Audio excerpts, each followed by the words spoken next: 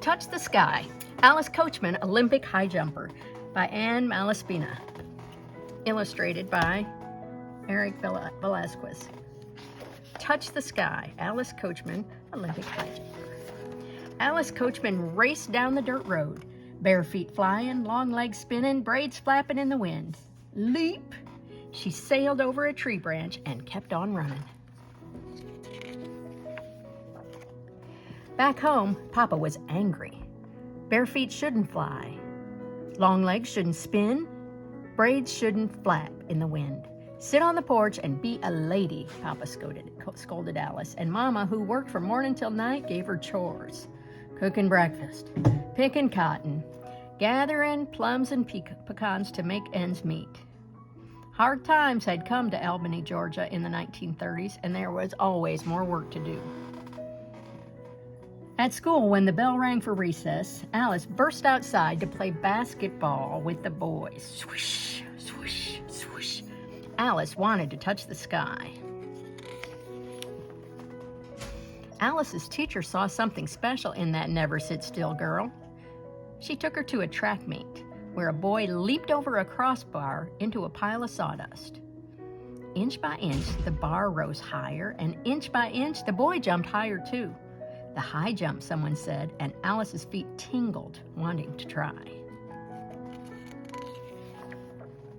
Fields shut, tracks shut, doors shut to girls like Alice. No place to practice, no crossbar to raise. Alice and her friends got busy, knotting rags, tying rags to sticks, and planting sticks in the red Georgia clay. Then her friends stood back and let Alice jump. One day, a man came by to collect the rent. He saw Alice, bare feet flying, long legs spinning, braids flapping in the yard. "Evelyn, that gal's gonna jump over the moon one of these days," he said to Mama. The moon was so far from Albany, where Mama saved pennies because there weren't ever enough. But a dream is a beginning, and as Alice grew older, her dream was to soar. Tuskegee relays. Good news! The high school coach needed a jumper, a high-flying, star-grabbing, bar-crossing jumper, for a trip to the Tuskegee relays in Alabama. Alice's teachers brought her shoes to run in, shorts, and bright white socks. If she was going to touch the sky, she needed all that. Her heart raced when she saw them, the sprinters, javelin throwers, distance runners, the finest young black athletes in all South. The referee called her name, and Alice got ready, got set, go! Up, up, up, over the crossbar she flew, and inch by inch, the bar rose higher. Inch by inch, Alice jumped higher too, and when she won first place, Coach Cleve Abbott asked her to join his famous team, the Tuskegee Golden Tigerettes, for one meet, the biggest meet of the year. September 3rd, 1939, the American Athletic Union National Championship, Waterbury, Connecticut. While stretching her long legs, Alice sucked on a sour lemon. The lemon made her feel lightning fast, feather light, moon jumping strong. That day, Alice won her first national medal. When Alice got back to Albany, Papa was proud, but he wanted her home.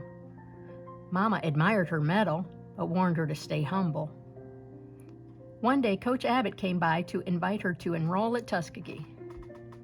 Papa said no. Alice held her breath.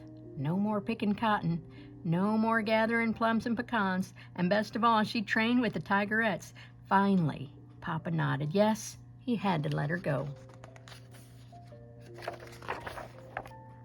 At Tuskegee Institute High School, Alice practiced her jumps and studied hard. To pay her fees, Alice sewed, mopped the gym, and rolled the tennis courts. Always she thought about Mama working so hard so Alice could rise high. Traveling wasn't easy for the Golden Tigerettes. Whites-only restaurants shut, restrooms shut to girls like them. They ate supper on the roadside, and after dark they hurried on. Together the team held strong, laughing, teasing, having fun, and when they got to the meets, All that mattered was sprinting, throwing, running, jumping. No one jumped higher than Alice, national champion, shining star. Still, Alice's feet tingled. One dream hung in the sky. She wanted an Olympic medal. But World War II was raging and the games were canceled. After peace came in 1945, Alice wondered, was she still the best, or had time passed her by? July 1948, the Olympic trials, Providence, Rhode Island. Alice stood at the high jump pit. Her back hurt. One last jump. Her legs were sore, and the most important jump so far. One jump to make the Olympic team.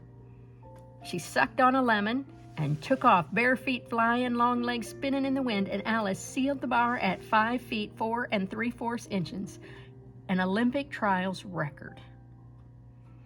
A week later, Alice sailed across the Atlantic Ocean, an official member of the U.S. Olympic women's track and field team.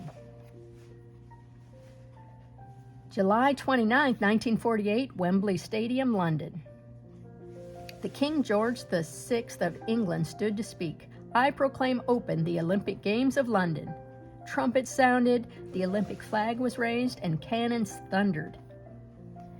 In the field, Alice paraded with her team and 4,000 athletes from 59 countries. Flags waving, flames burning, pigeons flying into the blue. The Olympics had begun, and Alice's dream was almost here.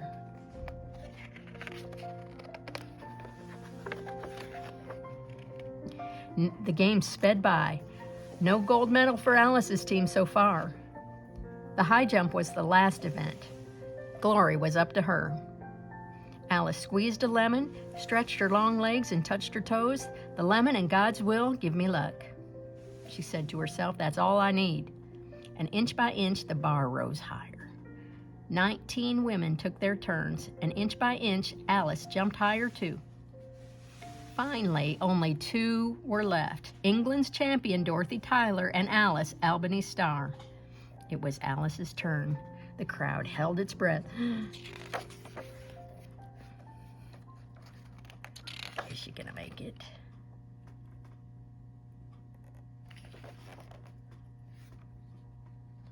Up, up, up, over the crossbar she flew, setting a new Olympic record of 5 feet 6 1/8 inches.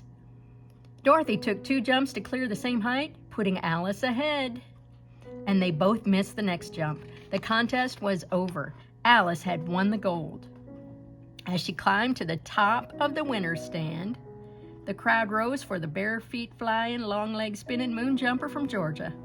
Alice had finally touched the sky. There's 1, 2, and 3. Let's see, Alice far right with the 400-meter relay team at the Tuskegee Institute. That's Lucy Newell, Layla Perry, Rowena Harrison, and Alice as the anchor. She ran anchor on the Tuskegee Golden Tigerettes national champion relay team in 1941 and 1942. A national champion in the 50 and 100-meter runs, Alice is in the get-set position as a sprinter for the Tuskegee Golden Tigerettes. And the U.S. women's track and field team sails on the SS America from New York to London for the Olympic Games. Front row, let's see, Dorothy Dodson, Lillian Young, Nell Jackson, May Faggs, Mabel Walker. Rear row, Audrey Patterson, Alice Coachman, there she is. Teresa Manuel, Frances Kazbusky, Zubsky, Bernice Robinson, and Emma Reed, and Jean Walraven. On August 7th, 1948, at Wembley Stadium in London, Alice Coachman clears the bar with an Olympic record-breaking leap of 5 feet, 6 1/8 inches, and King George VI of England presented Alice with her gold medal. It was the only gold for the American women's track and field team at the 1948 Summer Olympics. Author's note, with her triumph at the London Olympics, Alice Coachman became the first black woman to win an Olympic gold medal. Alice was a celebrity back home. The United States President, Harry S. Truman, invited Alice and the other black Olympic athletes to the White House. He congratulated them on their achievements at the Olympic Games, and later Alice met former First Lady Eleanor Roosevelt. The Coca-Cola Company asked Alice to pose for a poster. When Alice's train pulled into Atlanta, Georgia, her mother was waiting to welcome her home. Alice rode in a motorcade across the state to Albany, where she was born in 1922, and crowds lined the road to catch a glimpse of Georgia's Olympic champion. In small towns along the way, people filled her arms with flowers, and fancy floats lined up to greet her in Albany. The parade ended at the Albany Municipal Auditorium, where a grand ceremony had been arranged. Never before had Albany honored one of its black citizens, but some things hadn't changed. Alice saw the audience was divided by race, blacks sitting on one side and whites on the other. She wasn't invited to speak. Still, as an Olympic champion, Alice always held her head high. Alice hung up her track shoes after the Olympics and finished her education at Albany State College. A top sprinter as well as a 10-time national high jump champion, she worked as a teacher and track coach. She got married and raised 2 children, and then in 1996, Alice Coachman Davis was elected to the United States Olympic Hall of Fame. That year, the Summer Games came to Georgia, and Alice was named one of the 100 best athletes in Olympic history. And today, the Alice Coachman Track and Field Foundation celebrates her life and helps young athletes reach their potential.